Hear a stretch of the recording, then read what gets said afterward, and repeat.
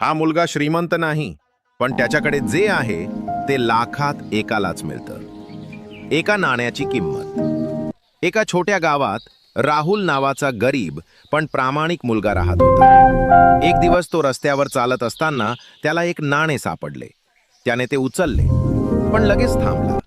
मनात विचार आला, हे माझे नाही, कुणाचे तरी हरवले असेल. थोड्याच वेळात एक वृद्ध आजोबा घाबरलेले दिसले. राहुलने विचारले, आजोबा, काही हरवले का? आजोबा म्हणाले, हो रे बाळा, माझे औषध घेण्यासाठी ठेवलेले एकमेव नाणे हरवले. राहुलने शांतपणे ते नाणे पुढे केले.